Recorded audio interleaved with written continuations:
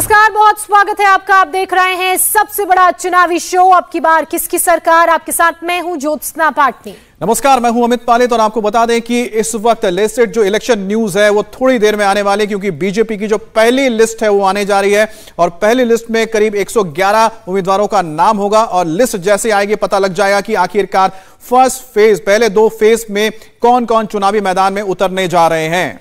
और अमित, आधे घंटे का और इंतजार रह गया है। ठीक 12:30 बजे बीजेपी हेडक्वार्टर में एक अहम प्रेस कॉन्फ्रेंस होगी जिसमें केंद्रीय मंत्री धर्मेंद्र प्रधान और अरुण सिंह उम्मीदवारों के नामों का ऐलान करेंगे और उसके बाद कम से कम पिक्चर क्लियर हो जाएगी कि जो 111 उम्मीदवार हैं वो कौन कौन है, क्या उनके नाम है, किन किन सीटों से किन उम्मीदवारों को उतारा गया है। हालांकि एक संभावित सूची इंडिया टीवी के पास भी है जो लगातार आप हमारे दर्शकों को दिखा रहे थे। अब क्या वो उन नामों में वो नाम शामिल हैं या नहीं, उस खबर पर भी मुहर लगी। बहरहाल आधे घंटे का इंतजार, जिसके बाद बीजेपी की तरफ से 111 कैंडिडेट्स के नामों की जो सूची है उसका ऐलान कर दिया जाएगा। बीजेपी पहले 2 फेज के 111 उम्मीदवारों के नामों का ऐलान करेगी और सीधे मैं अमित का रुख करती हूं। अमित, जिस संभावित सूची का हम जिक्र कर रहे हैं उस सूची के बारे में एक बार फिर से बताइए, कौन कौन से वो नाम हैं और किन किन सीटों से उन्हें चुनावी मैदान में बीजेपी की तरफ से उतारा जा सकता है। बिल्कुल, पश्चिमी उत्तर प्रदेश पर फोकस है और पश्चिमी उत्तर प्रदेश पहले चरण में यहां पर चुनाव होने जा रहे हैं और आप देख लेते हैं कि आखिरकार वो कौन सा संभावित नाम है जो हमारे पास इस वक्त मौजूद है। गाजियाबाद बहुत ही इंपॉर्टेंट सीट है।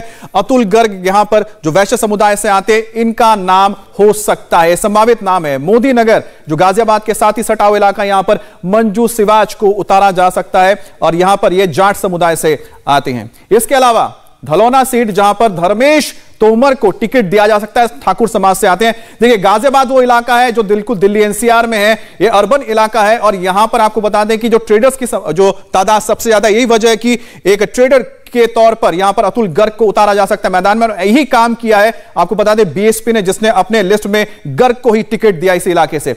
अब आप बात करते हैं कि हापुड़ में क्या हाल है। हापुड़ बिल्कुल साथ में लगा हुआ इलाका है गाजियाबाद के साथ और हापुड़ में क्या स्थिति है। हापुड़ में विजयपाल आरती या जो जाटव समुदाय से आते हैं उनको टिकट दिया जा सकता है, संभावित नाम है। गढ़मुक्तेश्वर से हरेंद्र चौधरी तेवतिया को जो जाट समुदाय से आते हैं, इसके अलावा सियाना से देवेंद्र सिंह लोधी ओबीसी समाज से आते हैं, इनको टिकट दिया जा सकता है। ये जो इलाके पड़ते हैं आपको बता दें पश्चिमी उत्तर प्रदेश के इलाके हैं जहां पर बीजेपी ने जबरदस्त जीत हासिल की थी 2017 में। अब बात करते हैं बहुत ही अर्बन नाइस सेंटर है नोएडा, जहां से पंकज सिंह का नाम चल रहा है। पंकज सिंह आपको बताएं 2017 में यहीं से जीते थे, एक बार फिर से उनको रिपीट किया जा सकता है। ठाकुर समुदाय से आते हैं और साथ ही राजनाथ सिंह के बेटे हैं। दूसरा जगह है दादरी, जी हां, तेजपाल सिंह नागर गुज्जर समुदाय से आते हैं और जेवर जहां से धीरेन्द्र सिंह ठाकुर को चुनावी मैदान में उतारा जा सकता है। यहां पर आपको बता दें नोएडा में एक अर्बन यहां पर वोटर्स हैं, दूसरे यहां पर गुज्जर और साथ ही साथ यहां पर ठाकुरों को भी अच्छी खासी तादाद है। ये वजह से यही आपको ये कॉम्बिनेशन नजर आ रहा है। और आपको बताएं कि जो 2 नाम आप देख रहे हैं दादरी और जेवर में, जहां से बीएसपी ने अब से थोड़ी देर पहले अपने लिस्ट जारी की है, इसमें दोनों ही जगह पर वहां पर गुज्जर समुदाय के लोगों को मैदान में उतारा गया बीएसपी की ओर से। अब इंतजार करना है कि बीजेपी यहां पर क्या यही नाम रखती है या फिर कोई और नाम हमें नजर आते हैं। अब बात करते हैं गोवर्धन इलाके की। गोवर्धन से मेघश्याम सिंह ठाकुर समुदाय से आते हैं, यह ब्रज का क्षेत्र हो गया जहां से हम अब बात कर रहे हैं। मथुरा श्रीकांत शर्मा ब्राह्मण समुदाय से आते हैं और फिलहाल वो मंत्री भी है, बिजली मंत्री, ऊर्जा मंत्री हैं और उनको उतारा जा सकता है। और माठ से राजेश चौधरी जो जाट समुदाय से आते हैं। देखिए, ठाकुर ब्राह्मण जाट जो ब्रज का इलाका है, यहां पर ठाकुर ब्राह्मण और जाट ये एक समुदाय है, इनकी अच्छी खासी एक लिस्ट है। और आपको बता दें कि ये जो आप नाम देख रहे हैं, हमारे पास जो लिस्ट पहले से आई है उसी को हम बता रहे हैं, संभावित लिस्ट से। हो सकता है कि हूबहू ये नाम आए या हो सकता है इसमें कुछ फेरबदल हो जाए और ये एक्सक्लूसिव खबर सिर्फ हम आपको बता रहे हैं क्योंकि अब से थोड़ी देर बाद 12:30 बजे आपको लिस्ट मिलेगी। लेकिन उससे पहले जो हमारे पास लिस्ट आई है उसके हिसाब से संभावित नाम है जो इस वक्त आप अपने स्क्रीन पर देख रहे हैं। अब बात करते हैं दूसरे इलाकों की। जी हां, खड़ागर में भगवान सिंह कुशवाहा ओबीसी समुदाय से आते हैं, इनको टिकट मिल सकता है, संभावित नाम हम आपको दिखा रहे हैं। फतेहाबाद से छोटेलाल वर्मा निषाद समुदाय से आते हैं और साथ ही वहां से रानी सिंह को भी दिया जा सकता है टिकट जो ठाकुर समुदाय से आती है। यह संभावित लिस्ट जो आप एक्सक्लूसिव इंडिया टीवी पर इस वक्त देख रहे हैं ये हमारे पास आई है और आपको बताएं 12:30 बजे आपको फाइनल लिस्ट मिलेगी और हो सकता है कि उसमें कई ये नाम आपको सही नजर आए, इसलिए इंडिया टीवी पर आप एक्सक्लूसिव जो देख रहे हैं ये जानकारी हम आप तक पहुंचा रहे हैं। ठीक उससे पहले जब लिस्ट आने वाली हो। खैर से अनूप प्रधान वाल्मीकि जो एससी समुदाय से आते हैं उनको टिकट दिया जाएगा। बरौली से जयवीर सिंह ठाकुर समुदाय से आते हैं और अतरौली से संदीप सिंह ओबीसी समुदाय से आते हैं, इनको यह टिकट दिया जा रहा है। ये सारे के सारे जो इलाके हैं पश्चिमी उत्तर प्रदेश ब्रज का जो पूरा इलाका पड़ता है वहीं से है। और इस पूरे इलाके में आपको बताएं 2017 में नजर डालिए कि बीजेपी ने किस तरह से यहां पर चीजों को बदला था। यह इलाका माना जाता था किसका दबदबा था, यहां पर बीएसपी का दबदबा हुआ करता था एक काल में, और यहां पर समाजवादी पार्टी भी थी। लेकिन बीजेपी ने पूरा उलटफेर करते हुए 44% से ज्यादा यहां पर वोट हासिल किए और यहां पर करीब 84 से ज्यादा जो सीटें हैं उसमें से 71 सीटों पर जीत हासिल की थी, जिसमें बीजेपी को जाट समुदाय का भी अच्छा खासा और साथ ही साथ आपको बता दें पिछड़े वर्ग का भी बहुत सारा मिला था। अब आगे बात करते हैं कोल की। कोल इलाके में अनिल पराशर जो ब्राह्मण समुदाय से आते हैं उनको टिकट दिया जा सकता है। इसके अलावा से इगलास से राजकुमार सहयोगी जो जाटव समुदाय से आते हैं उनको दिया जा सकता है टिकट, और छाता से लक्ष्मी नारायण चौधरी जो जाट समुदाय से आते हैं उनको यह टिकट दिया जा सकता है। देखिए इस इलाके में जाट, ब्राह्मण और यहां पर जो पिछड़ा वर्ग है, दलित वर्ग है, इनका दबदबा है। और जो भी कॉम्बिनेशन आपको नजर आएंगे, आप किसी के भी पार्टी को उठा के लिए देख लीजिए तो आपको ऐसा ही आपको अब नजर आएगा जो कॉम्बिनेशन। हमारे साथ देवेंद्र पराशर भी जुड़ गए। देवेंद्र, जो 12:30 बजे लिस्ट आने वाली है उससे पहले हमारे पास एक्सक्लूसिव जो नाम आए हैं उसको हम दिखा रहे हैं, और आप बताइए कि कितना इंतजार करना होगा और जो हम लिस्ट दिखा रहे हैं ये कहां तक उसमें बिल्कुल सही साबित हो सकता है। हमारा संवाद टूट गया है अभी देवेंद्र के साथ, लेकिन आपको बता दें कि देवेंद्र ने ही हमें यह पूरी जानकारी भेजी है और लगातार नजर बनाए हुए हैं इस पूरे खबर पर, हम आप तक पहुंचाएंगे। अब बलदेव इलाके की बात कर लेते हैं कि वहां पर किस तरह से जो संभावित नाम है सामने आ रहे हैं। बलदेव, यहां पर पूरन सिंह प्रकाश जाटव समुदाय से आते हैं। यह बड़ी बात है कि बीजेपी देखिए सोशल इंजीनियरिंग में हर तबके को यहां पर जगह दे रही है।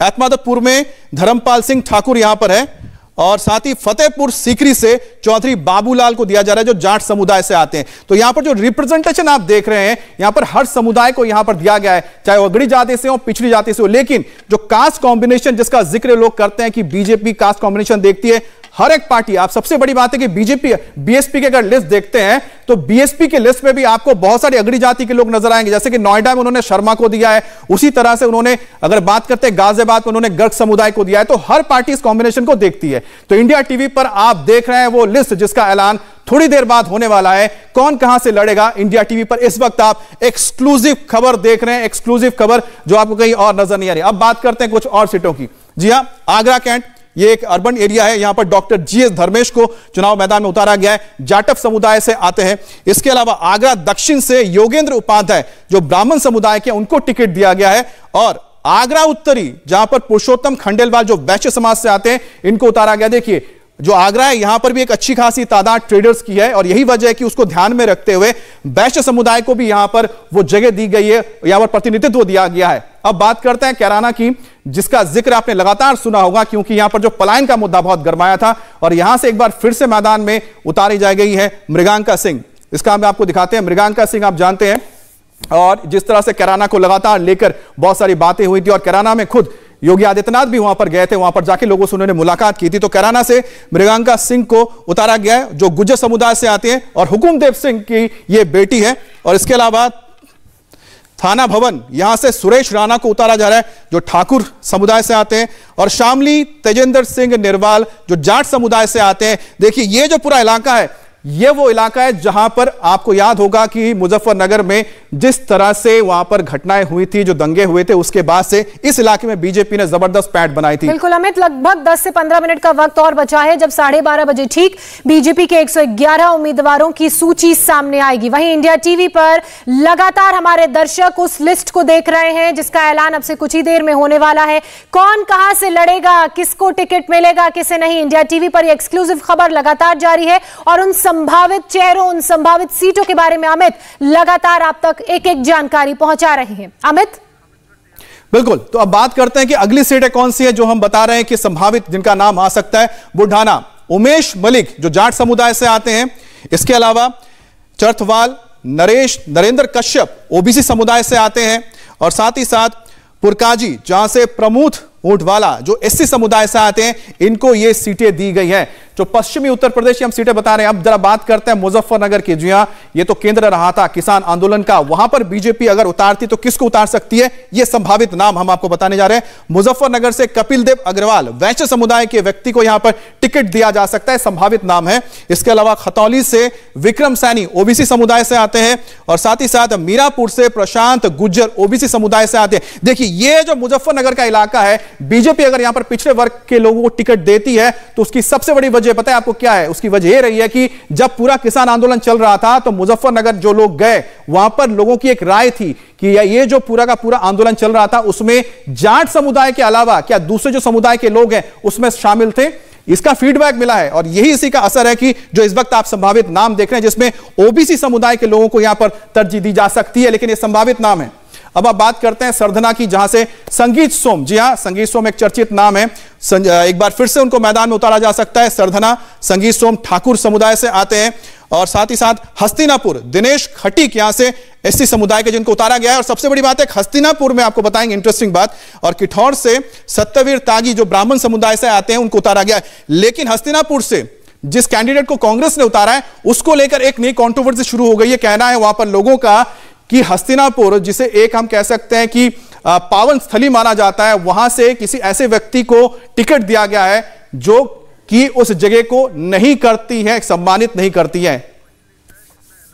और आपको बता दें कि ये जो लिस्ट लगातार हम आपको दिखा रहे हैं, ये संभावित लिस्ट है जो एक्सक्लूसिवली आप इंडिया टीवी पर देख रहे हैं, और 12:30 बजे, अब से थोड़ी देर बाद यही लिस्ट आपके सामने आने वाली है। लेकिन उससे पहले हम आपको एक्सक्लूसिव लिस्ट दिखा रहे हैं, और यह संभावित लिस्ट हम कह रहे हैं कंफर्म तो होगा 12:30 बजे।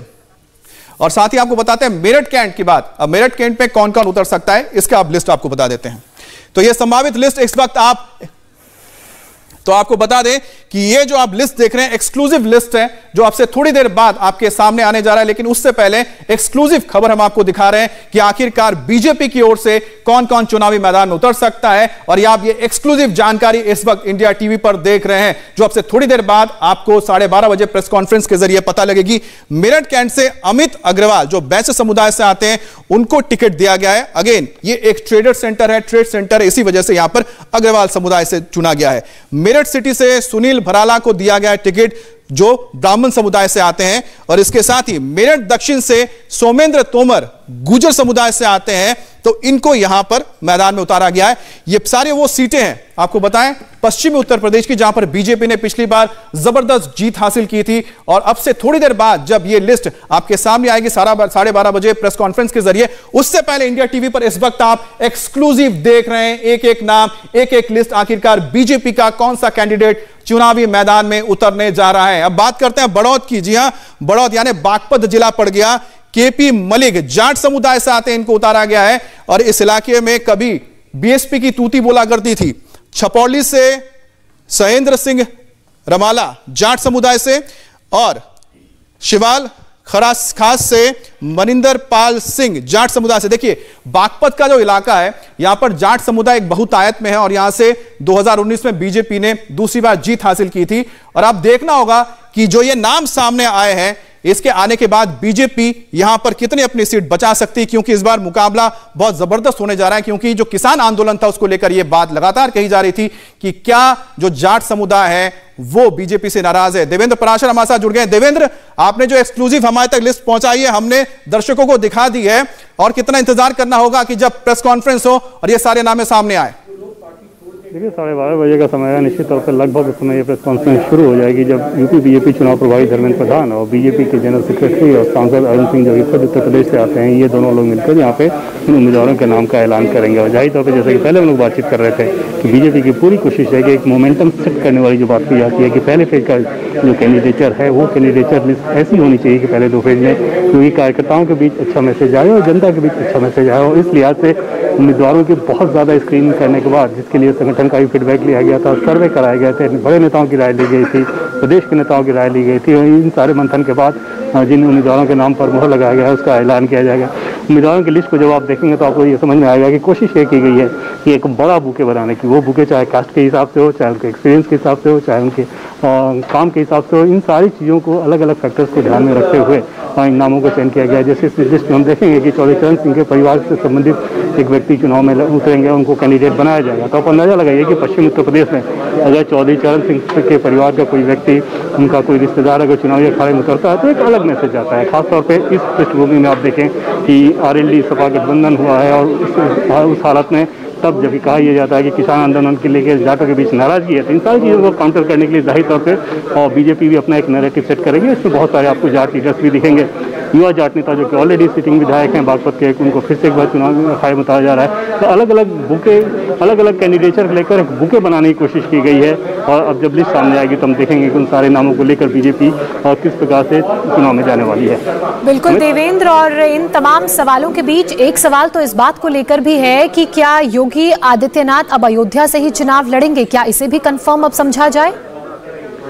चुनाव समिति की बैठक में इस पर कोई भी चर्चा नहीं हुई थी। न अयोध्या सीट को लेकर चर्चा हुई थी, न योगी आदित्यनाथ को लेकर चर्चा हुई थी। टॉप सोर्सेस का मैं ये कहना था कि जब प्रधानमंत्री की अगुवाई में जो 3 घंटे की बैठक हुई उसमें ये मसला आया ही नहीं था। हाँ, उससे पहले जब बीजेपी मुख्यालय में जब बैठक चल रही थी, कोर ग्रुप की लीडर की बैठक चल रही थी, तो उसमें ज़रूर ये राय बहुत प्रमुखता के साथ आई थी कि अगर योगी आदित्यनाथ को अयोध्या से चुनाव लड़ाया जाए, मुख्यमंत्री योगी आदित्यनाथ को अयोध्या से चुनाव लड़ाया जाए, और अयोध्या की बात करें तो अयोध्या से उनका लगभग आप कहें कि 3 जनरेशन से रिश्ता रहा है। और दिग्विजयनाथ, महंत अवैधनाथ, उसके बाद योगी आदित्यनाथ का ऐसा रिश्ता रहा। 1949 से अगर आप देखें तो उस समय से लेकर मंदिर आंदोलन जिस प्रकार से चला, लगातार योगी आदित्यनाथ के जो गुरु थे या उनके जो गुरु थे, इन सारे लोगों का संपर्क अयोध्या से रहा है। तो एक खास इमोशनल कनेक्ट तो है ही है, लेकिन उसमें चुनाव समिति की बैठक में इस पर कोई भी चर्चा नहीं हुई थी।